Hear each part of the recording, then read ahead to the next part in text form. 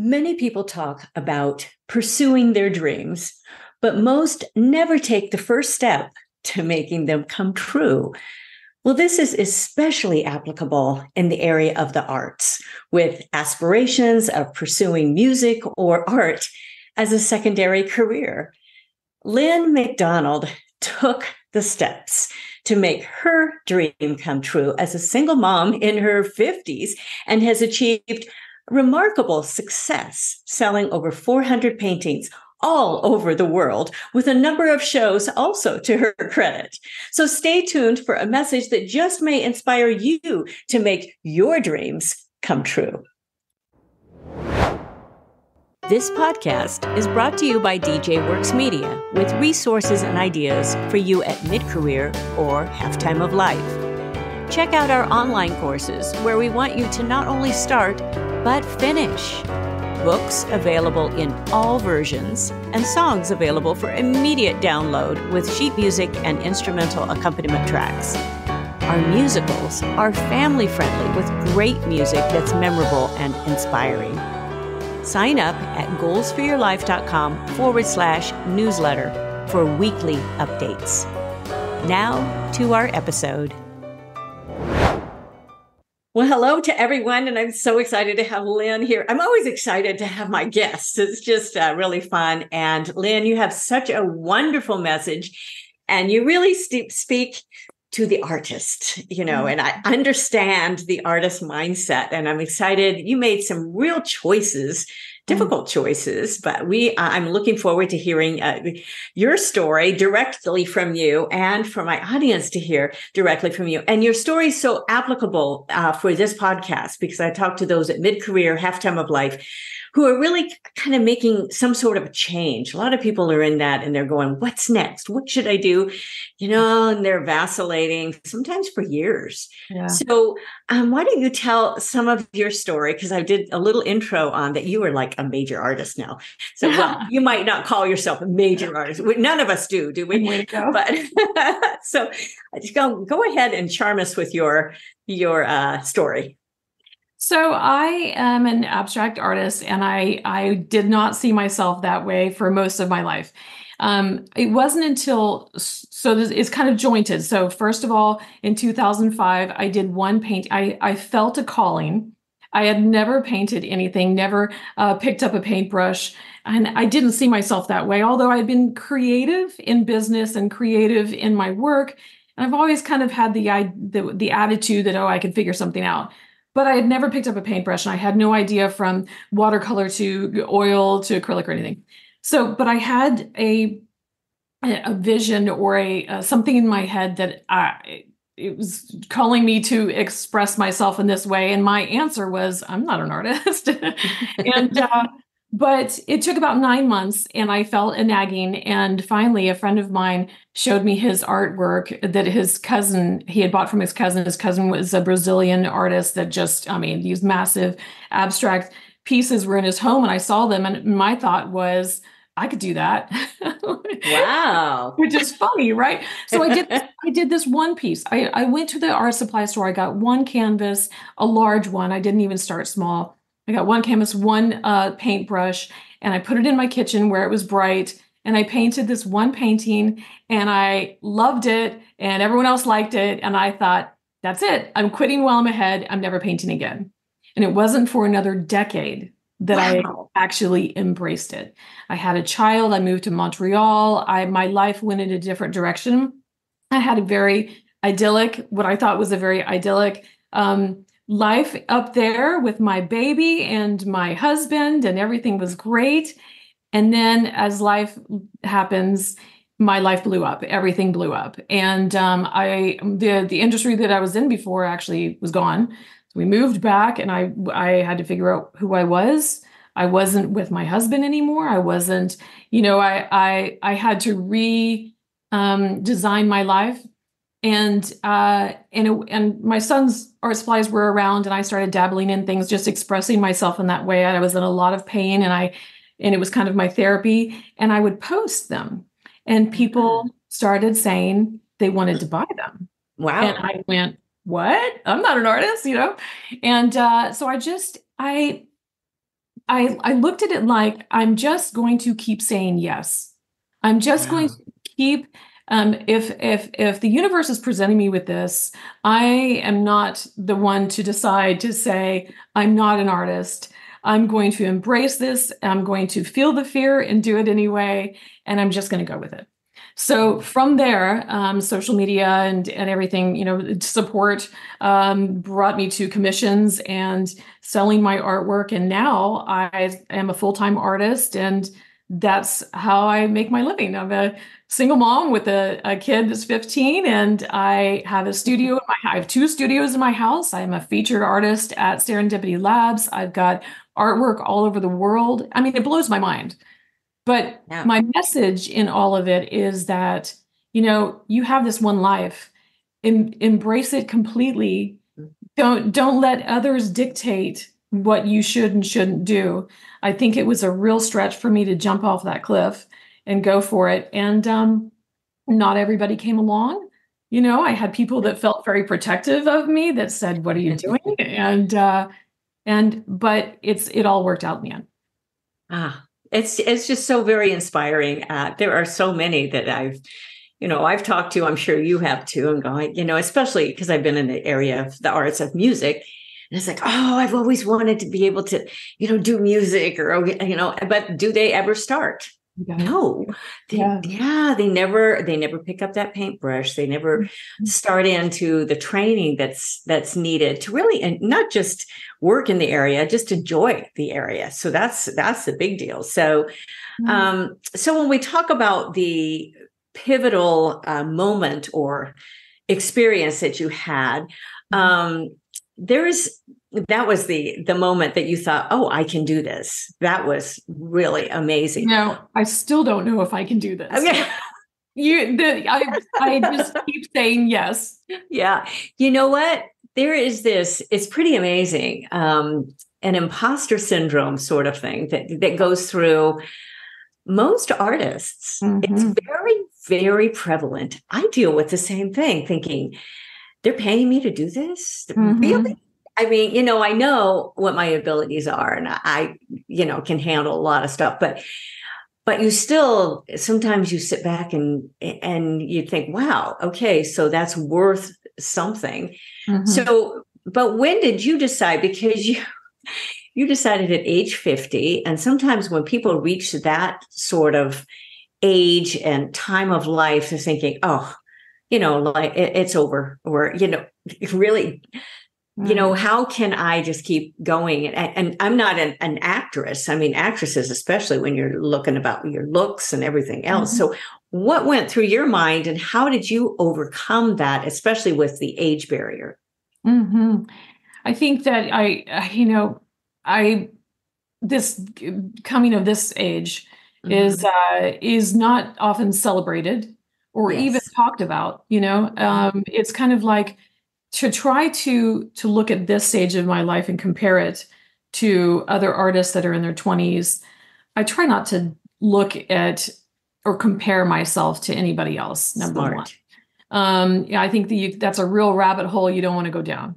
And I know I'm not the best artist. I'm the best me. I'm the best artist that I have a very, I do my own thing. I've tried to describe it. I pour, but I also use a paintbrush and do all these other things. And I kind of combine some things, and then I work on it until I'm done with it. It's my journey. And I think when it comes to this part of your life, I just want to be everyone's cheerleader, because there's no guarantee. My mom said a long time ago, when I was trying to figure out what I wanted to be when I grew up, when I was in my 20s, she said that you're going to reach 30, 40, 50, whatever, whether you do this thing or not. Right. So why not go ahead and try it? And I just don't think that there's a lot of on social media. It's really difficult because people have their opinions and they're not afraid to use them. But I feel a little bit impervious to that. I feel like I know that I'm not for everybody, but my job is to get it out there. I had an artist tell me one time, because I was thinking, should I do that or do this? And he said, well, your job is to spread beauty. So do it all, just Right. attack life. And I think that people that hesitate, or not even hesitate, because I hesitated, but people that when you're at this stage in your life and you're looking at the future, you don't know if you have tomorrow or the next day. And when I sat back and thought about the end of my life, whether it be 30 years or 50 years or 10 years, whatever, I'm going to look back on my life. And do I want to look back on it with the lens of how society sees me or wants me to be, that in that box that I was supposed to be in?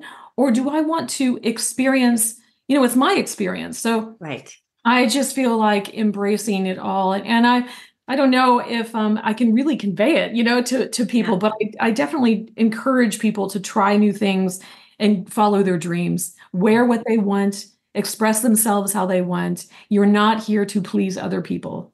Right. Right. That is such a great message. You said a couple things of spreading beauty. That's your mission. And when you have a strong purpose and you know what you're doing, that needs to drive what you do. Right. And it gets us out of that comparison trap, because your mission is different than anybody else's. It's unique in your own different way. And, everyone's cheerleader, being able to, pursue along, but I'm the best me. What a great phrase, because if you can focus on what you can do to the fulfillment of your abilities, I think that's most important. And I've really learned that in my field, because I'm different than everybody else. And you can start that comparison game. Oh, I mean, it can go on and on and on and on. But you think, this little area, I'm very unique in that. Focus on what your uniqueness is. That is very, very important. And so you have discovered that with the best you and the type of art that you're doing. So that's exciting, because you've cut through, and it's broken through somehow, so. Yeah. So how would you, if someone wants to say, well, I'd like to do this, maybe it's not an art, maybe it's something else, and they are at that pivotal road of making that decision, what sort of little advice would you give them? Would you focus on the spread beauty, I'm the best me, or don't be afraid, you can do it? What sort of phrase? And do you wake up with that phrase? Sometimes we have to wake up with that phrase every day ourselves. So what sort of add-on that you can put onto that phrase? I actually have things written on. I have a dry erase marker on my mirror. I love that. I write things on there all the time. Things about how I want to start the day, how I want to see myself. And it's a journey. It's not something, I'm not perfect at it. I think that I have to be my own cheerleader too. I especially working it for myself, working in a bubble. It's you have to be your own advocate. And I think that, so what I would say, if somebody was thinking, I really want to be a designer, or I want to start doing something in the arts, or start a new business, or whatever that is, I think that you don't even have to have a full vision of what that is. But I have a girlfriend that just wakes up in the morning and goes for it. Wow. And there's so much. So first thing I would say is, when you're given inspiration, it is your job to act on it. Right. I believe that if inspiration is coming through us, we are rewarded by more inspiration if we act on it. I don't know if you've read The Artist's Way, but it's very much about, you get the cogs of it going, and then you're rewarded with more. Right. And so I have my studio in my kitchen. I've embraced this completely. People might think I'm crazy to have all that set up in my kitchen, but I think that when you have a calling, you go for it. And then, I was given a inspiration for a book back in 1999, I think it was, and I didn't act on it. And that's an experience. That's a learning experience to go, because I've seen other people write that book Yes. And that's frustrating. You're like, I could have done that. Yeah. Exactly. So I think that taking the action after the inspiration is paramount. And also, because you had very little training in this area, you not only said, okay, I'm going to decide to go for this, but what sort of training did you go through to really be proficient? Well, I would say that, YouTube is an amazing resource. Yes. I've learned, and, just the internet is an amazing resource. And I have learned so much from, and I'm not scared to ask questions of people too. Right. And, I've reached out to so many Instagrammers, artists and, half of them most of them don't, reply to me. Right. But if you don't ask, it's just, you have to be bold and ask to get the answer. Right. And then the other thing is experimenting. I experimented a lot. And I remember early on, I was doing a different kind of painting than I do now. I was very much more pointillism.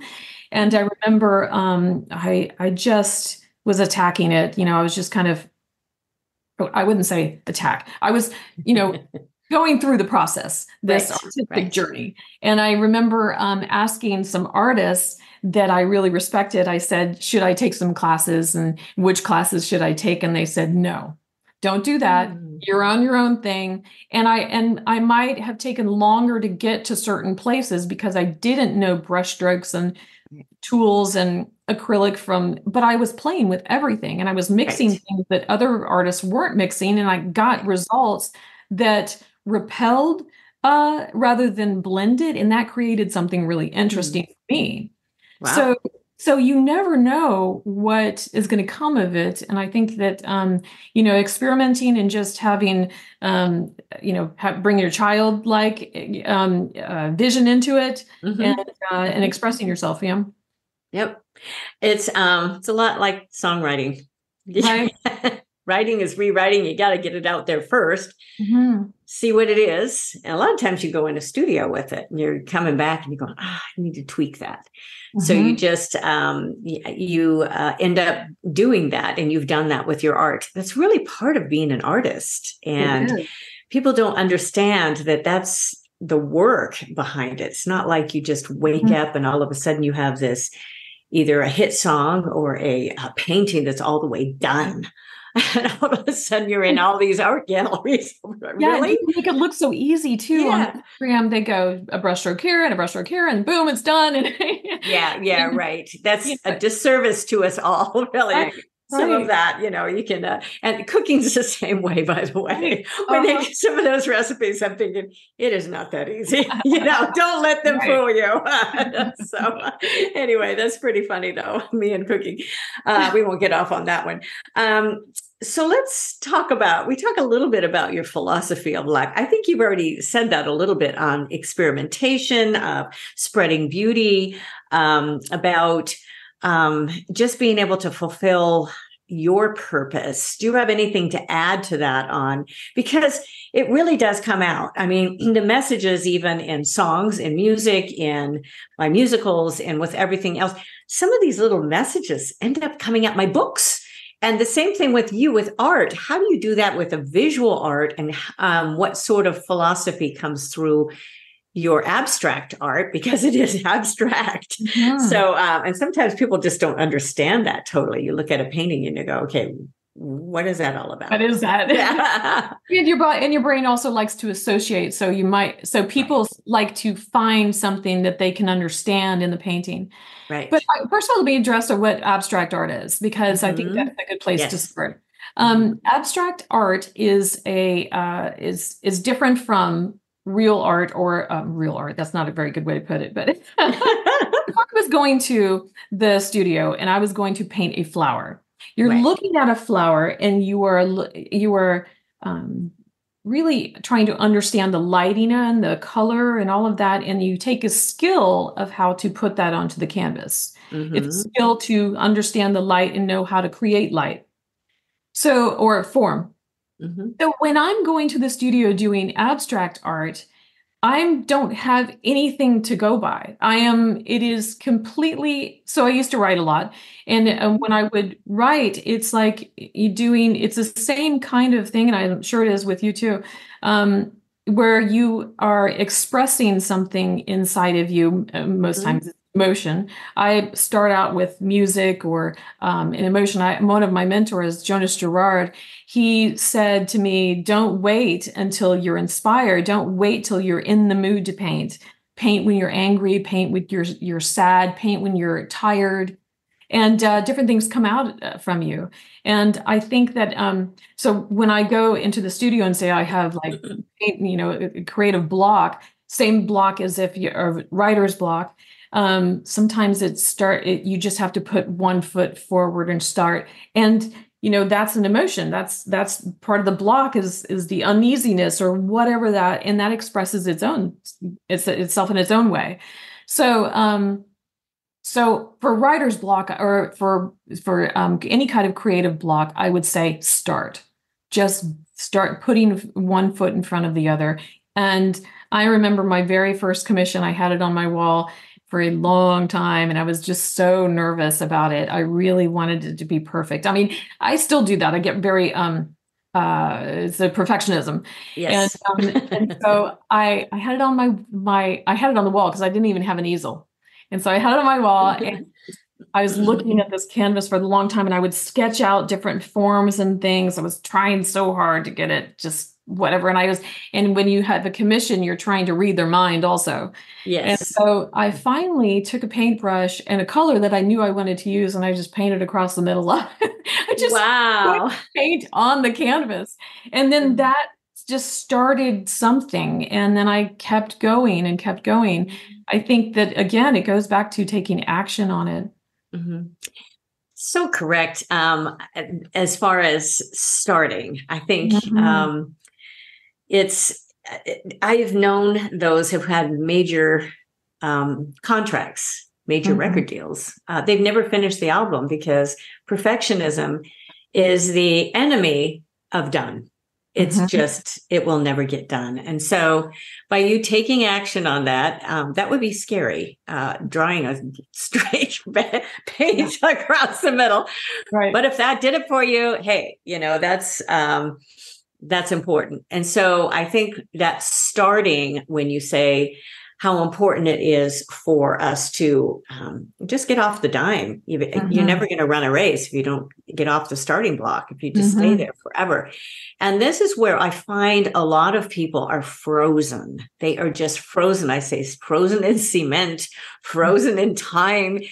That, what do you do next? And there's questions. That's why I put my Hero Mountain Summit course even together, because it takes you step by step, these little steps to get into a new habit of thinking ahead and of planning ahead and affirming your skills and affirming skills you don't even maybe know that you had, or desires that you've not known you had.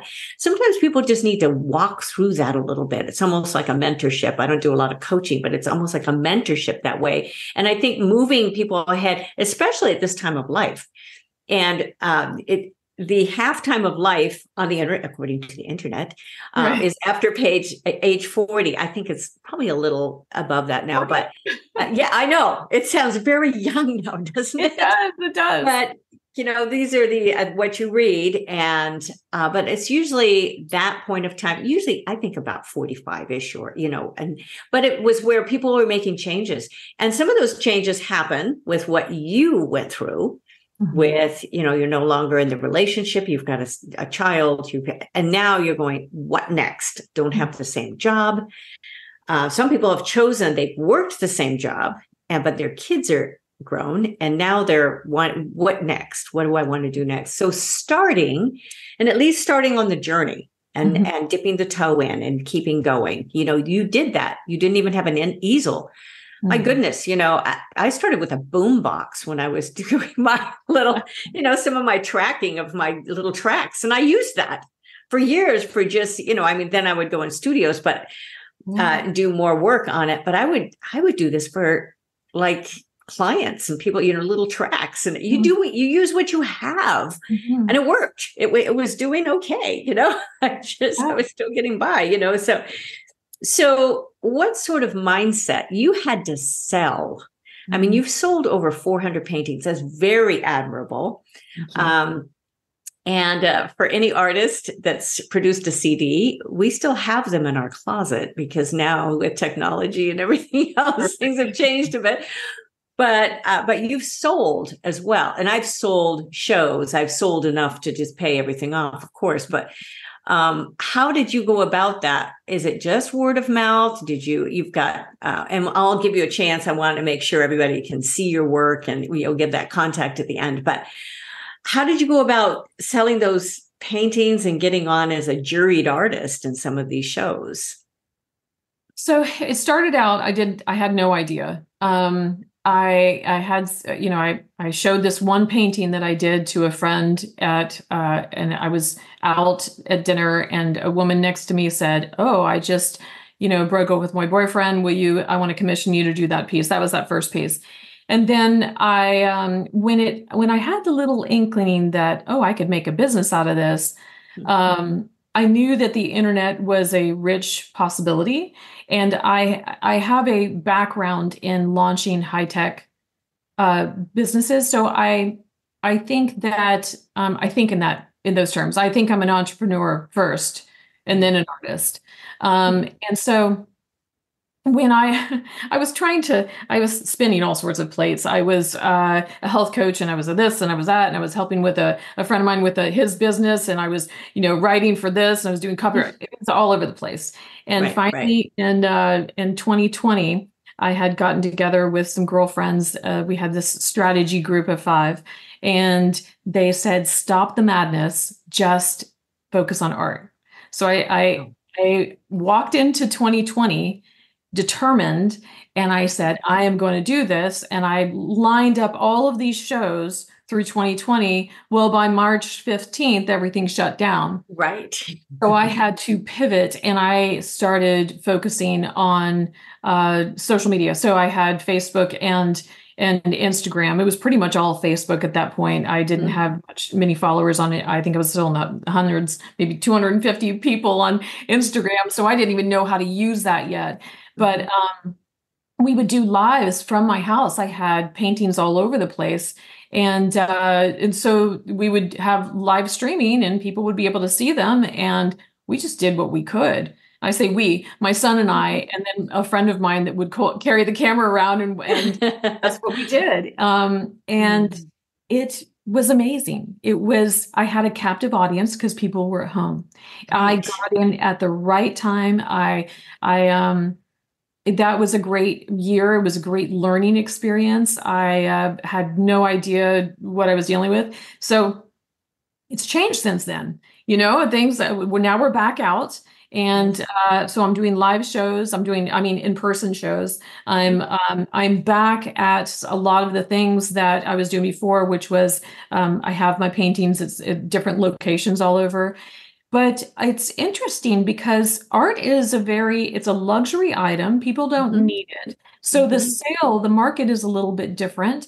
And I might have posted something 2 years ago that somebody's thinking about, I'm going to decorate now, and they'll come back. So the sales cycle can be quite long. Wow. People can I had somebody that got in touch with me that had been watching me for years, and then he hired me to do a big commercial building. Wow.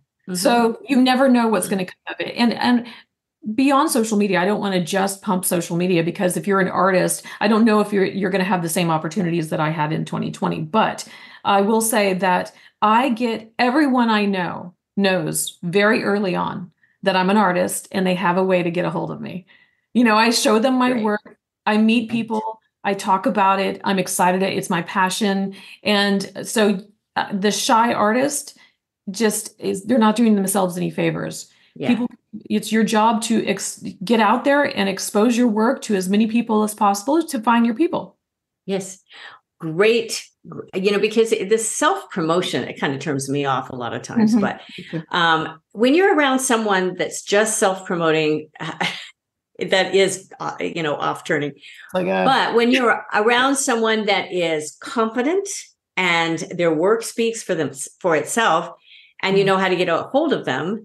And I've asked for cards because of those type of individuals. And so when you approach with that and you are confident, and people ask for my cards, the same sort of thing. So when you're excited about what you do, but you're not pushing it, right. That is off turning for people. So, and how, now this mindset, I loved the fact that you shared that you have, like a marker on your mirror, like, because because that's mindset. And that's taking the steps to make sure you're focused pretty much every day.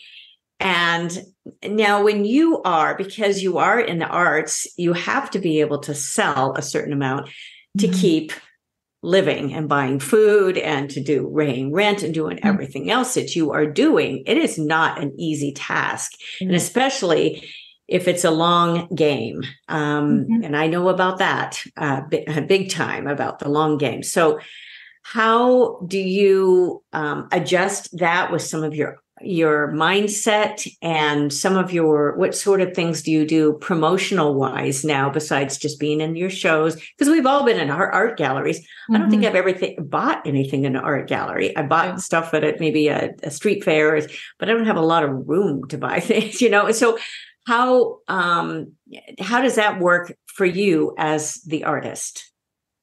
I think that, back to your point of self-promotion, you really don't want to inundate people. It has to come from your heart. It has to be a natural thing from your heart, interested in them. They're interested in you. I'm fascinated with people, and I want to know about them just as much as I want to, teach them about what I do. Right. So I think that to have the mindset. So I was raised by 2 psychologists. Oh my. Yeah. So, I like Tony Robbins and Wayne Dyer early in life. And I know how important that is. Yeah.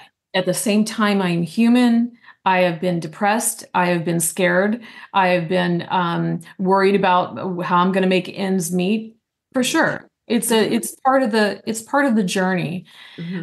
There was a point, I think it was last year. Last year was a tough year. I think at mid-year last year, and I was thinking, should I still be doing this? Do I need a job? What's happening here? And I really kind of got myself in a mental state, because it is a mental state. There's something about faith, or just, I don't, maybe it's just faith, just knowing that the universe will provide. Yeah. You would just embrace, look for the opportunities, and stay positive as much as you can. I allow myself to get down. I'm not, the human experience brings forth all sorts of different inspiration in art, and being scared brings different art. Yes. And I just I'm like a duck, I've got my little feet going on.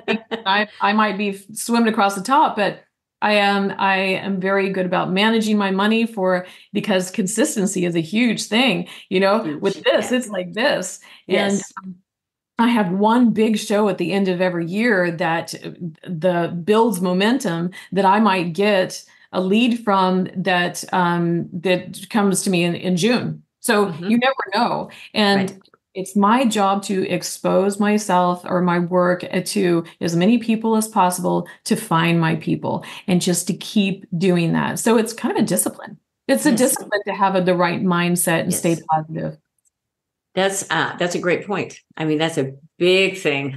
I'm a preacher on that, how important consistency, tenacity, and I mean, you need to know in certain things where to cut bait and that, but very, very, and look for the low hanging fruit. And, there's things out there that you have capitalized on. And I know that to keep going, this is kind of what we do.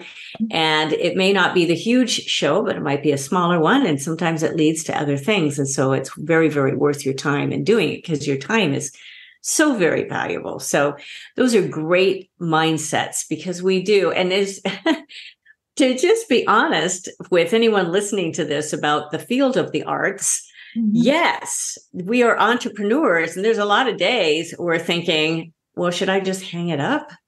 Really? Is it worth me working this hard and doing all of this? Is anybody even listening? Is anyone looking? Is it, that sort of thing, and how to break through. So that consistency, and as you know, I think part of it for me is it's so self-driven, as I know I have to do this. There's part of what I do is, of course, the speaking, a podcast, and everything else, but also in the music. I still work in the music field. So it's part of you. It's just that sort of area that just keeps coming and flows out. So now your future, what are you thinking? Where do the future roads lead? What dreams are you still dreaming? I would love to hear that from you, because now, you have sold art. You've sold enough to just be more established. I feel is incredibly established for what you've done. What's next for, Lynne McDonald? So I delivered some paintings to Sea Island a couple weeks ago.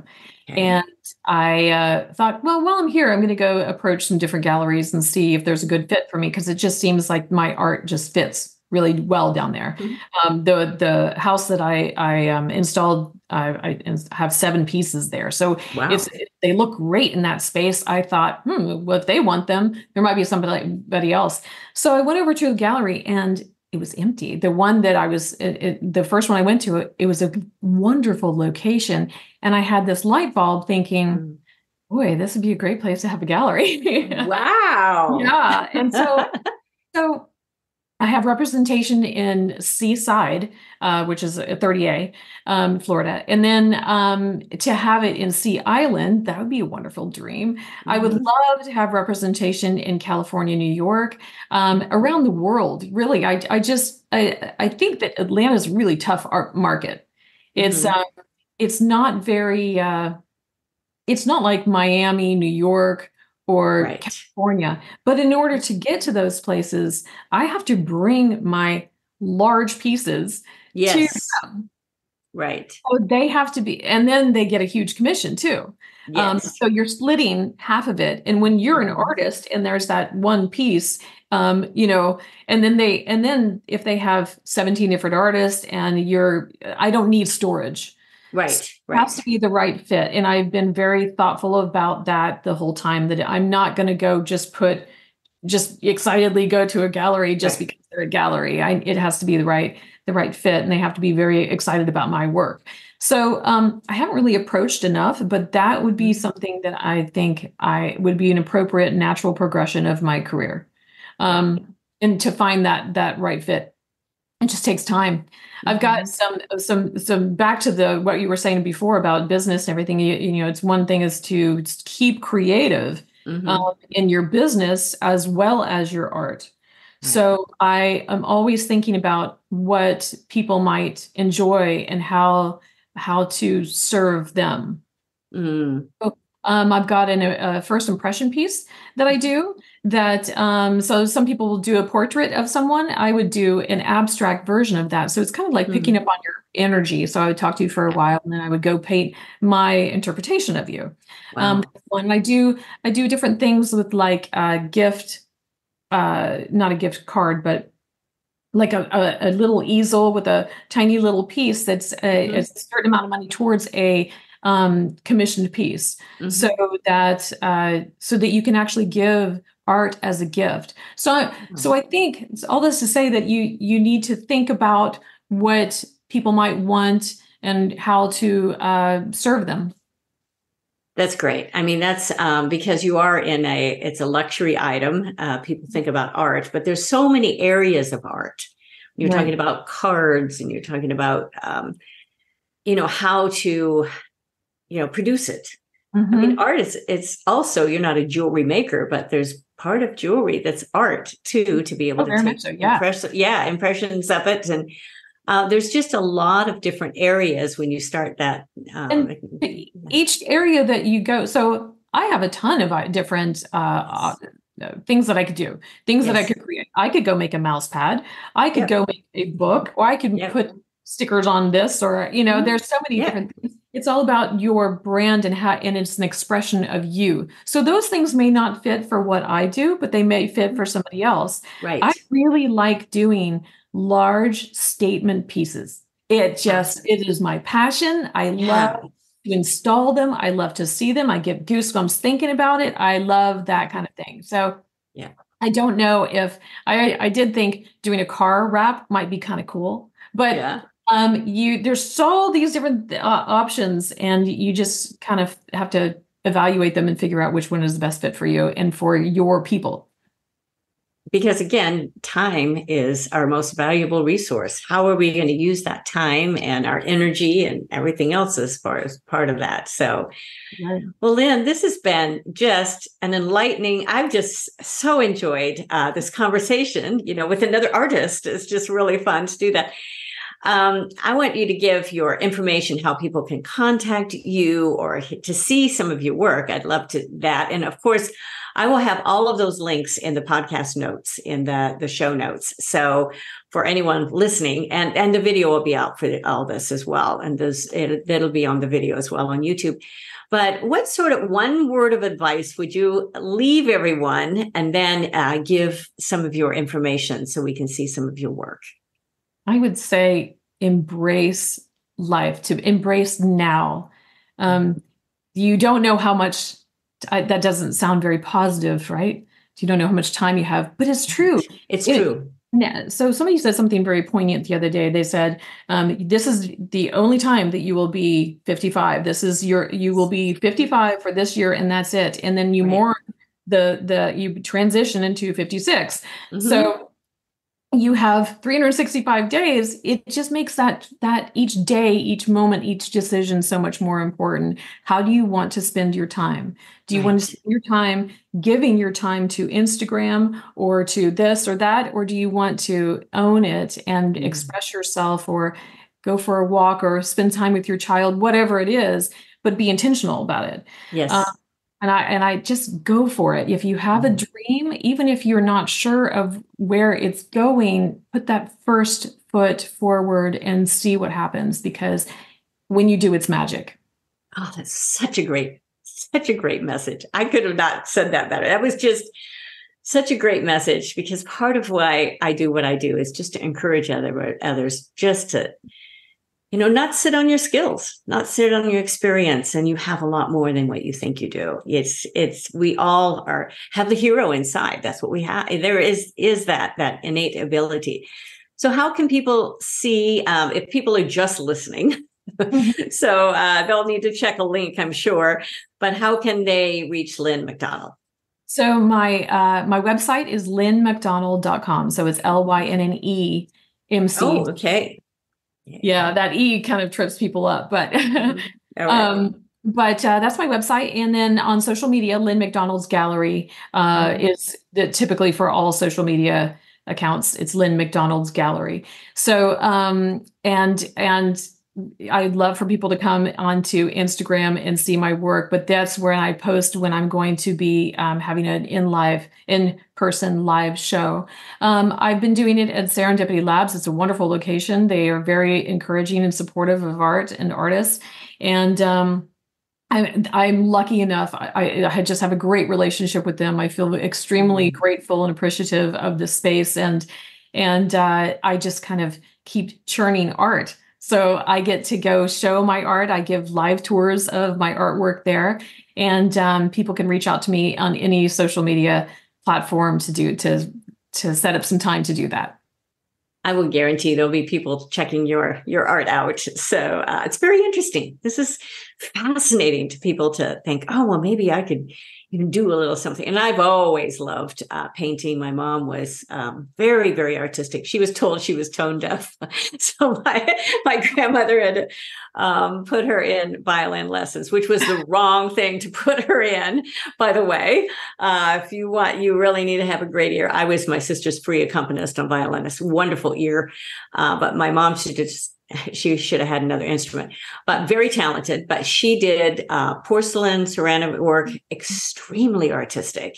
And I just, with the painting, all of that sort of area, there's just that, that drive that you have, and just to be able to do that. And boy, she did it a lot. So I'm just so happy that, she did classes and all of that, but, it's a wonderful thing what you're doing. And hopefully people listening will go, I'd like to try it. I'd like to go ahead and, do something like that. So that's a wonderful encouragement for everyone. So I appreciate it. Make sure all of you listening that have hung on, that you do get our newsletter. I do include all of these podcasts in there. So I don't spam people. It's just updates, goalsforyourlife.com/newsletter. And usually there's all the links to get a hold of me too. DJ Works Music. People love the music. And Deborah Johnson speakers. So thank you everyone for joining us today with Lynne McDonald, and with an E. I'm so glad. I've probably spelled your name wrong on an email that came back to me now that I'm thinking about it. So I'm glad I'll have the spelling correct, definitely correct in everything that I put out there. So thank you all for joining us. And Lynne, thank you for joining us today. You're a delightful interview. Okay. Thank you for joining us. It is because of our wonderful listeners like you that we keep going strong week after week. We'd love it if you'd share and follow us to not miss a single show, and even write a review. You can also find all of our articles, products, and links at womenathalftime.com.